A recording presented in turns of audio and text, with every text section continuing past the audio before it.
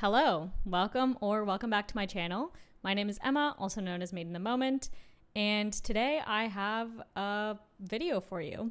If you clicked on this video thinking that it would be a lighthearted, like crafting drama video, then I'm sorry to disappoint you. I have written out a lot of my thoughts, so I'm gonna be kind of reading a lot because I wanna make sure that I say the things that I planned to say. So if you see me looking down, that's what I'm doing. Before we even get into my intro, I have a few disclaimers. Very first of all, I want to give a trigger warning. In today's video, I'm gonna be discussing topics related to abortion and forced birth in relation to Roe v. Wade being overturned and in connection with Hayhaycrochet's account. In an attempt to avoid this video being taken down or my account being restricted or anything like that, I'm going to be using the word procedure moving forward to refer to abortion. This is a sensitive topic for a lot of people, so it really will not offend me if you feel like you need to skip this video. I also have plans to talk about more crochet and knit dramas, scandals, and petty little fights. So if you want to skip this video, don't worry, there will be more for you to watch soon. Throughout the video, I will also be providing some additional trigger warnings and timestamps if you want to skip over any of the specifics, but you do want to listen to some portions of the video. Next, I want to be really clear that everybody is entitled to their own opinion. If someone wants to get the procedure for any reason, I see it as their right to be given safe access to one, because the statistics and the scientific evidence show that people who want the procedure will get them regardless of legality. A 2022 Guttmacher study found that the biggest predictor in declining procedure rates was easier access to birth control. Countries with the most restrictive procedure laws have the highest rates of the procedure. If someone does not want to get the procedure for any reason, personally, it is well within their right to not get one. There are a lot of other options. I personally would love to see more funding going towards teaching young people about how their bodies and reproductive systems work in age-appropriate ways that will then arm them with this information so they can make informed and safe decisions. Again, studies show that comprehensive sex ed programs reduce teen pregnancy. A study run by Nicholas Mark and Lawrence Wu, published in February 2022, found that federal funding for more comprehensive sex education reduced county-level teen birth rates by more than 3%. Birth control should be discussed more openly, be less expensive, and be more available to anyone who wants it. And finally, it should go without saying that a video discussing events that have transpired, which may reflect someone in a negative light, should never be taken as a reason to go to that person's account and spread hate. You might argue that by me making this video now, I'm opening up drama or hate towards this person about something that happened a long time ago. At this point, it's about a year ago. I bring this up now because this person still has a platform and a voice, and I think it's important for people to have information and choose to follow, support, and associate with people who have their best interests in mind. And when I posted about this on my story a couple days ago, I was surprised at the amount of people that said they didn't know what I was talking about or didn't remember very many of the details about what happened. By the end of this video, I want you to decide for yourself if you want to unfollow, mute, or block this creator, but again, saying this one more time in the hope that you will really listen to me. Don't send her hate, please. Everything in this video reflects my own personal opinion and personal observations. I am not claiming to be an expert on anything, least of all the specifics of the procedure or the legal processes of the Supreme Court's decision. I'll list all of my sources in the description if you want to continue your reading on your own, but I'm going to focus mostly on the timeline of events and what I specifically observed. I have 2 music degrees and I knit and crochet for a living. I'm not a legal or medical professional. If you want that kind of information, you're really gonna have to go somewhere else for this. But now I have all of those disclaimers out of the way. Let's get into my intro. The subject of today's video is a creator who goes by the name Hayhaycrochet. Her name is Heather, and she currently has 154,000 followers on Instagram, 100,000 followers on TikTok, although she hasn't posted on there since November 15th, 2022, and 152,000 subscribers on YouTube. She releases free patterns on her blog and her YouTube channel. I first followed her sometime in late 2021. I'm not sure exactly when. I found her on TikTok first and then followed her on Instagram. I believe at the time she had around 2,000 followers, and I had about the same amount. She grew much more quickly than I did, but we were always friendly with each other and would DM back and forth. We would share each other's work and both were very complimentary, but we never really had any conversations on what I would categorize as like deep or political conversations. We never talked on the phone, like over video chat or anything, which is something that I have done with some other creators that I do consider to be like real friends. But with her, it was never quite that much. Both of us were doing the trifecta of TikTok, Instagram, YouTube, and all, you know, kind of trying to grow on all 3 at the same time. So we would go to each other for advice. You know, when she was starting up her YouTube channel, she was asking me a little bit about like how to figure out editing and things like that, and I would ask her things as well. That's sort of the relationship that we had. Now I'm going to go into the timeline of events of what happened surrounding this drama. First of all, I want to say thank you to Jada from Mrs. Moonheaven for providing most of the screenshots that I have in the next portion of the video. She really had some foresight in this whole situation, took quite a few screenshots, a few screen recordings, and these are most of what I'm using to reference to like really piece together the timeline. So the story starts in approximately May/early summer of 2022, where the first rumors of Roe v. Wade being overturned kind of started to spread. If you're not an American or don't remember the specifics, Roe v. Wade was a landmark case for protecting abortion rights. In this 1973 case, the Supreme Court ruled that abortion was a constitutional right. The overturning of this court ruling meant that now states themselves could decide to ban abortions. On June 24th, 2022, the Supreme Court ruled to overturn this court decision. After the decision was announced, Justice Samuel Alito stated that the 1973 Roe ruling and repeated subsequent high court decisions reaffirming Roe must be overruled because they were egregiously wrong, the arguments exceptionally weak, and so damaging that they amounted to an abuse of judicial authority. He also said, to ensure that our decision is not misunderstood or mischaracterized, we emphasize that our decision concerns the constitutional right to the procedure and no other right. Nothing in this opinion should be understood to cast doubt on precedents that do not concern the procedure. However, Justice Thomas, another conservative Supreme Court justice, stated the legal rationale for Friday's decision, which was the Roe v. Wade decision, could be applied to overturn other major cases, including those that legalized gay marriage, barred the criminalization of consensual homosexual conduct, and protected the rights of married people to have access to contraception. The day the news was released, I was terrified for myself and for my friends. It was really a strange and like upsetting day in my memory. And to make things worse, and not to make this about me, but I had COVID that day. That's the one and only time that I had COVID, was like over this span of time. And I remember there were some protests happening in Boston and I couldn't go to them because I was sick. I remember laying on the couch and just feeling like so helpless. I couldn't go out and protest that my rights and the rights of my friends were being taken away because I was sick with the plague. It was like truly dystopian and horrible. And even in the midst of that, you know, I knew that I would be okay. The most heartbreaking part of it all was that I knew that this would more heavily affect communities that were already marginalized, lower income, and other marginalized groups. And I knew that I would be fine, and probably most of my friends would be okay for the time being. I saw the repercussions of this decision very quickly. People that I personally knew were directly affected. I have friends that live all over the country and in red states. Regardless of the fact that I live in Massachusetts, a blue state with great reproductive right protections, I saw what friends in other states had to deal with and the hurdles that they had to jump over just to access reproductive care. And as a reminder, reproductive care is not just the procedure or pills related to the procedure, but also other just routine checkup things. Following that, there was a uptick in craftivism in the crochet community. Fiber arts or fiber crafts have historically had a direct tie to activism. The term craftivism, which is a portmanteau of the words craft and activism, was coined by Betsy Greer in 2003. In her own words, craftivism is a way of looking at life where voicing opinions through creativity makes your voice stronger, your compassion deeper, and your quest for justice more infinite. L. Carpenter also defines craftivism as a form of activism typically incorporating elements of anti-capitalism, environmentalism, solidarity, or third-wave feminism that is centered on practices of craft or what has traditionally been referred to as domestic arts. Craftivism includes, but is not limited to, various forms of needleworking, including yarn bombing or cross-stitch. Craftivism is a social process of collective empowerment, action, expression, and negotiation. In craftivism, engaging in the social and critical discourse around the work is central to its production and dissemination. Following the announcement of the Supreme Court's decision to overturn Roe v. Wade, there was an outpouring of craftivism. Many accounts were sharing links to national abortion funds, crocheting pieces that had text or images that were related to pro-procedure rhetoric, and others were raffling off digital and physical products to raise donations for procedure funds. For anyone who doesn't know, these procedure funds serve to provide access to those who need procedures but can't financially afford it.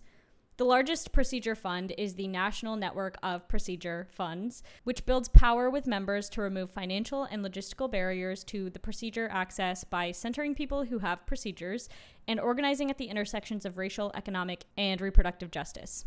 Personally, I was involved in 2 different raffle fundraisers. Based on the mostly positive responses that both of these fundraisers received, it was clear that most, if not all, of the people in the fiber arts community were pro-choice and interested in supporting procedure funds. And maybe that's just because I have chosen to surround myself with people that have similar beliefs as me, but I feel like there's an overwhelming amount of people that are pro-choice. Of course, I was not surprised that I also received some of the worst and most hateful comments that I have ever received on some of these posts. It's not worth repeating any of the things that were said, but tensions were very high on the internet, and I think that's really what led to everything that happened next. So a few days after the decision had been announced, on the evening of June 27th, Hayhaycrochet reposted another account's post around 7 p.m. The post was from an organization called Live Action. I myself was not familiar with this group or anything that they stood for, and the slide that she reposted was very easily consumable and very easy to scroll past, which is exactly what I did when I first saw it. The Instagram carousel post had 8 different trendy-looking infographics that said, "What is the procedure?" in different fonts and color schemes. The caption reads, "Swipe to find out, #what is abortion," with all of the people sharing and reposting infographics on what to do and how to react and how to help after Roe v. Wade being overturned. It was really not surprising to see a post that looked like this on your feed. I'm going to take a quick second here to give you another trigger warning. I really mean this one. If you are at all sensitive to medical procedures or blood or anything like that, then I highly suggest that you skip to this timestamp. This was difficult for me to watch, and I'll be honest with you, when I went back to screen record the post, that's still up by the way, I couldn't even watch it when I was recording. So I'm gonna censor parts of this because I actually don't think I can even show this on YouTube. I'm not sure, but it's still up on their page if you really feel like you need to see it, but it's graphic. So basically the final slide of the post was an animation showing a fetus the size of a small baby in a dramatization of a D&E procedure. So D&E stands for dilation and evacuation.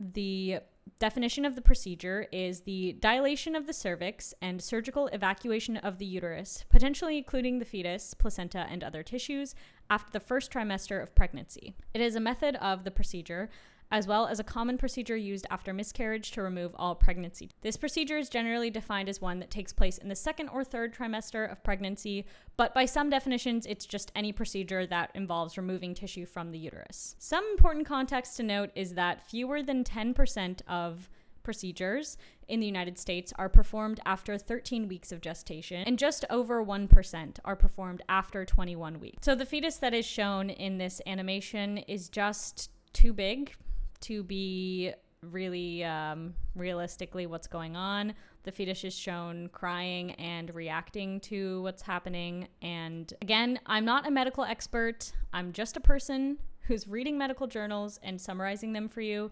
If you're interested or curious, I highly recommend going through my sources and reading things for yourself. But basically the video is this fetus being pulled out limb from limb with medical forceps, and it's quite a long video. I think it's about 30 seconds. Like I said, even while I'm editing and putting this together, I can barely watch it because it is misinformation and it's propaganda intended to make you feel horrible while you are watching it.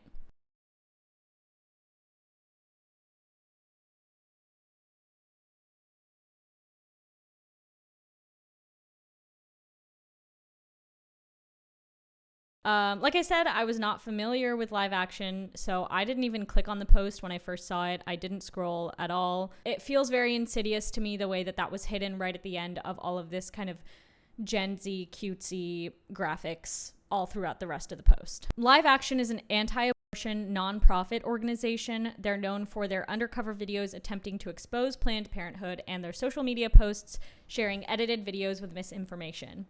In June of 2022, when this all went down, they had 494,000 followers on Instagram, and now the account has 584,000 followers. This group was banned from Pinterest in 2019 for spreading misinformation, and they were also banned from TikTok in 2020 for the same reason, but eventually were reinstated after they appealed. Hi, just popping in to add a couple of things about live action.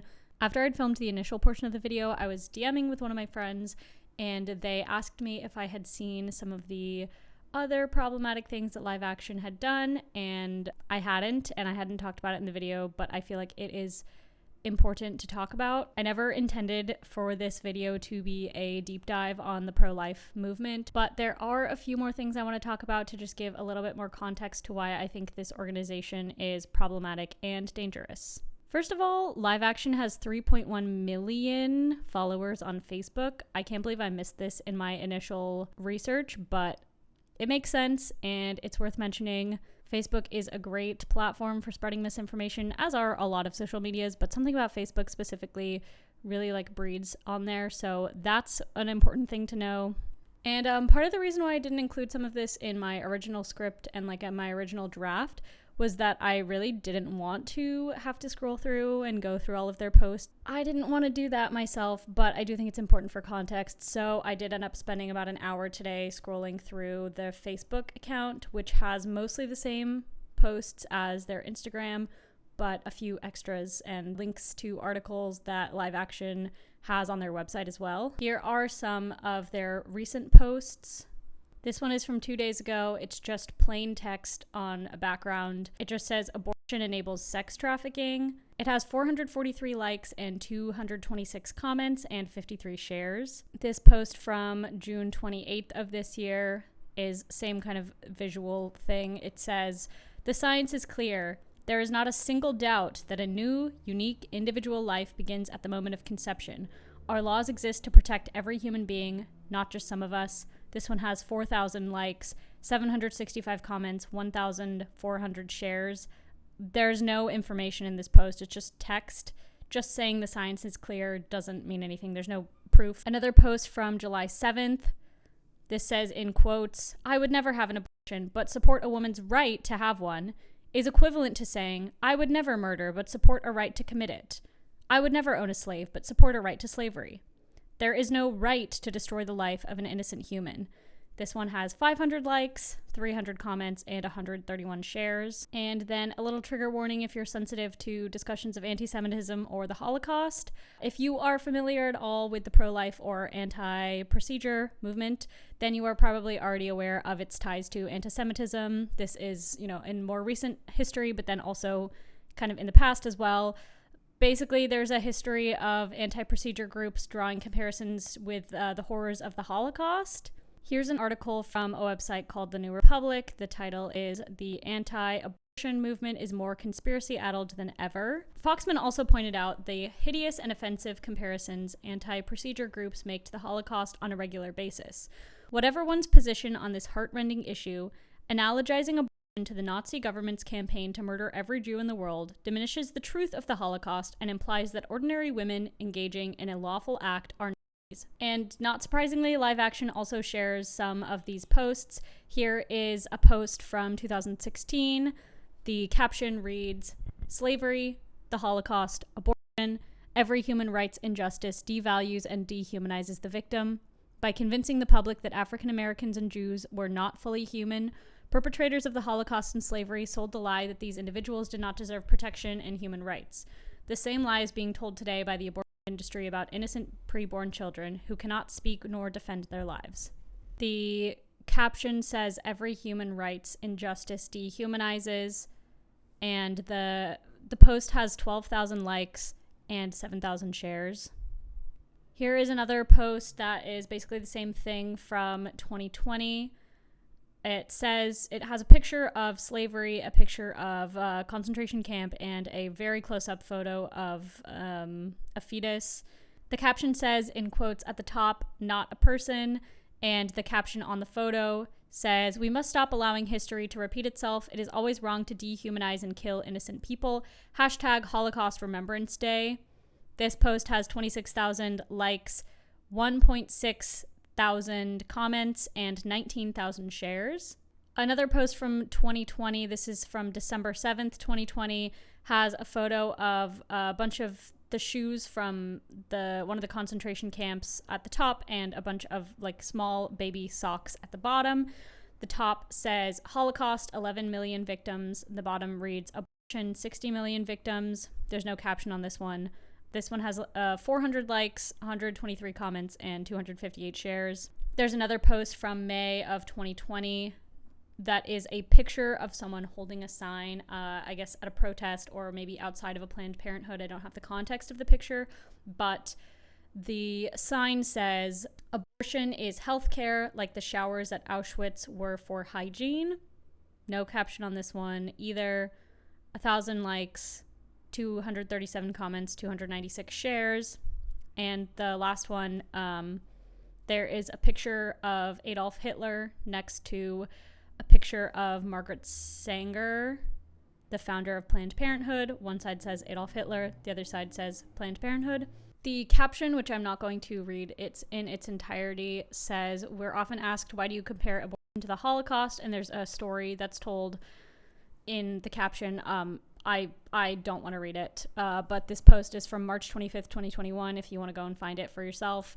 I don't think I really need to say much about these pictures, but a lot of pro-life organizations have a history of these kinds of posts, this kind of rhetoric. And again, just thought I should share this so you have more context. There are also quite a few posts talking about how the procedure is really harmful for men and how we should be thinking of men and their say in this. They also use manipulative tactics discussing racism and how the procedure affects Black women and Black fetuses at higher rates without really considering the context or the reasons behind why that might be true.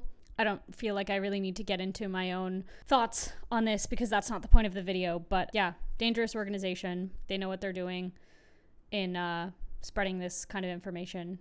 This whole thing is very insidious to me. Live Action is a vague enough sounding name that it's easy to think that it might mean one thing and not immediately clock it as an anti-procedure group, anti-choice group. However, within a few hours, people on Crochet Instagram started noticing what account she had reposted and the contents of the slides. One of the first accounts that I first saw publicly address this and call out Hayhaycrochet was K.Crochets, who posted several story slides around 10 p.m. In the first one, they tag Hayhaycrochet and say, Hayhaycrochet reposting this misinformation about what the procedure is irresponsible with a following as large as yours.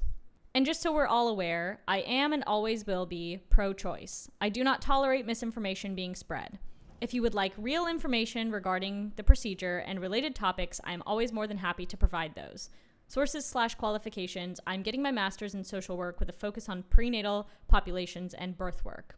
And next they shared a screenshot from someone else's story, crochet_n Maddie. In case y'all didn't know, Live Action is a forced birth organization dedicated to ending a woman's right to choose. Just be aware of who you're following.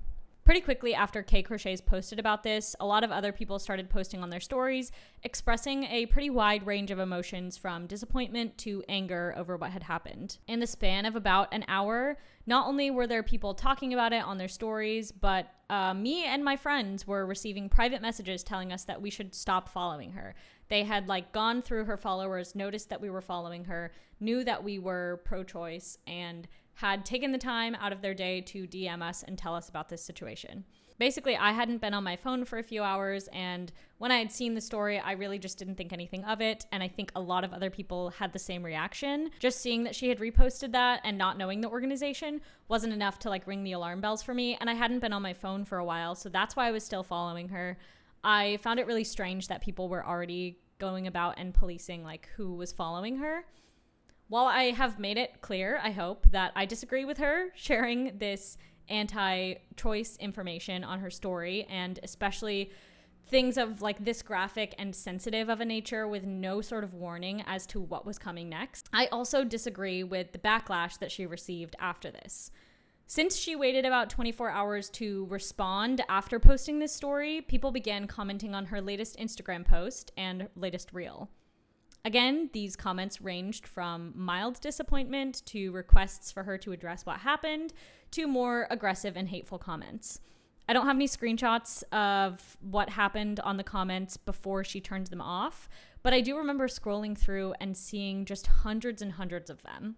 Her posts normally would get like 20 to 30 comments, just like her normal crochet posts. And this one, there were over 250 of them. Though she did not respond to any of the comments, her husband was getting into arguments defending her in the comments. I wish I had screenshots. I just didn't think about it. But it was bad. There were people being nasty.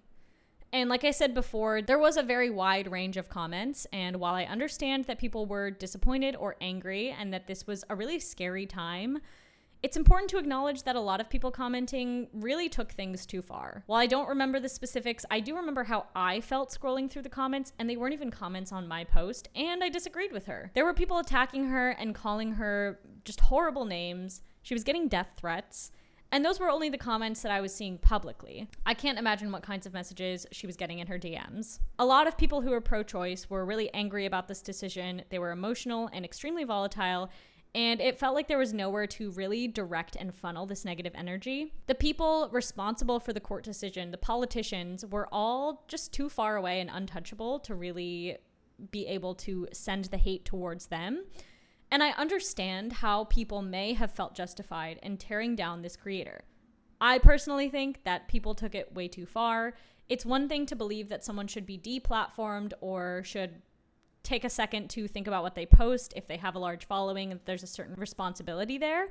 It's another thing to threaten their life and to call them names. At this point, quite a few people were calling her out, again, to varying degrees. Here is what I posted on my story. I just wanted to come on here and voice my disappointment that a huge creator in the crochet community is sharing misleading information from a pro-birth organization on the process of procedures. People who are anti-procedure spread around so much false information about the actual procedure and people using procedures as birth control. They claim to be spreading the truth, but are instead sharing outdated myths and misinformation. The bottom line is, whatever your own personal beliefs are about your body, your decisions are exactly that, your own beliefs. These should not dictate how anyone else makes choices. All of this to say, members of the Supreme Court and Congress have publicly voiced their desires and plans to overturn more rulings like Roe v. Wade, and that's the root of the issue. There are only a limited number of hours in a day. I want to spend my time listening to and getting resources from people who support my bodily autonomy and my rights to all of the parts of my identity. The solution is not to throw hate at this creator, but to ask them to do better or to realize that our beliefs are too out of sync to be compromised on. On June 28th at around 1 p.m., which was a little bit less than 24 hours after she shared the original post, she posted a Notes app apology. Hey, I am aware, saddened, and honestly scared by the amount of hate I am receiving. I knew sharing what I did would result in that, but am blown away by such the large amount, even coming from people I thought were my friends. I honestly wanted to stay out of the whole pro-choice, pro-life topic. I wanted to keep my head low and not say anything. But absolutely everyone else in this community and everywhere was sharing their thoughts about it. So I thought long and hard and prayed about whether I should or not and decided that I am allowed to share what I know to be true. Or so I thought. It turns out every single person is entitled to their own opinion and freedom of speech except for me. For everyone who have called and thinks I am a misinformed idiot, I have done immense amounts of my own research, and this is what I have come to find is true. Treating ectopic pregnancies, miscarriages, or other life-threatening conditions in pregnancies is not the same as in abortions. This is very important to clear up because I know that many women out there are fearful now that they will not get the saving medical care if they need it. Treatments for ectopic pregnancies, miscarriages, or pre-viable separation when a mother's life is in immediate danger are not abortions, morally or legally. I know there are so many more facets connected with this, but abortion is never medically necessary. As a woman myself, I am 100% for women's rights through and through. Your body, your choice, until it's not about your body anymore, but about the body and life growing inside you. I am pro-life because I cherish life. Everyone sees that I am trying to spread hate, but I am so confused by that because I am trying to spread love. My love for life, no matter how small and insignificant that little life may be.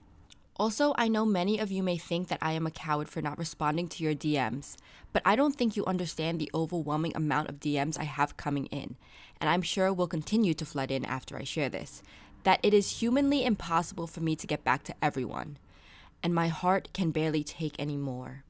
So if you want to unfollow me, that is okay, and I respect your decision. I wish you the very best. Pink heart. And about an hour later, she posted, also, though it may have come across like that, I don't mean to play the victim, and know that I am not the victim. And I also know that I do not know everything, neither do I claim to.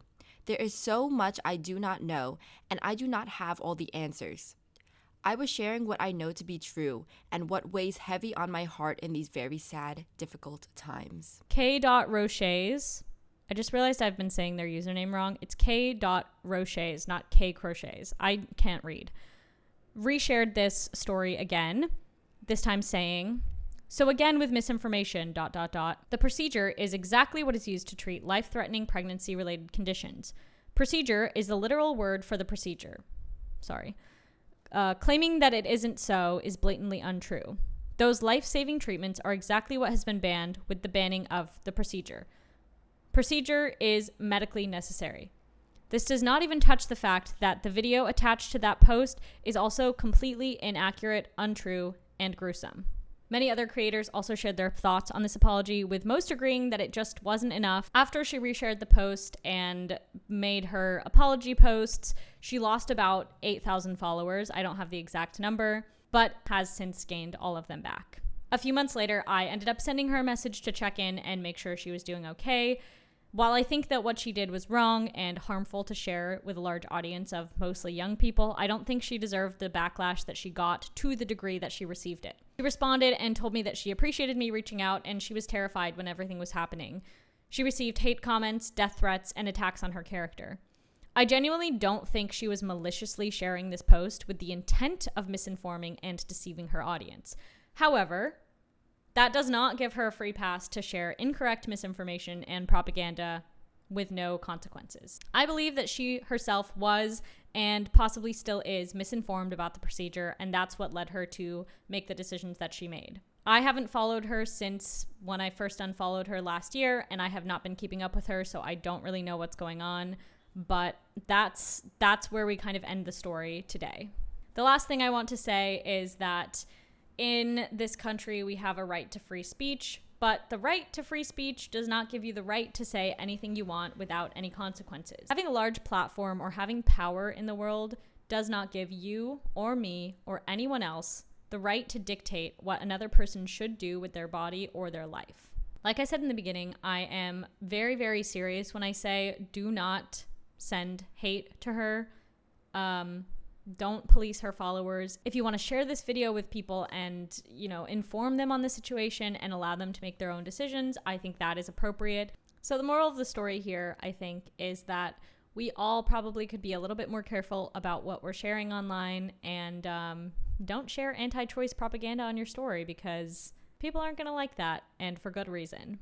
If you remember this when it happened or have any details that I left out or just your own perspective on this whole situation, if you are a medical professional or a legal professional and have some more insight that I was not able to provide, if you have experience volunteering or working as a sex educator or procedure employee and would like to share your experience or thoughts on this, please comment below. I would love to have a discussion on this. Just to reiterate, I'm pro-choice. You can do whatever you want with your body. You can have a procedure. You can not. You can talk about it with your friends in any way you want. You can share things to your friends. But sharing medically inaccurate information with hundreds of thousands of followers is dangerous. Thanks for watching. Next time we'll talk about something more fun. I already have some silly little ideas that won't make me feel horrible by the end of recording this. And if you watched all the way to the end, take care of yourself. Go watch a silly video, get yourself a little treat, whatever you need to recuperate if this was an emotionally difficult video for you to watch. That's all I have for you. Thanks for watching, and I'll see you next time.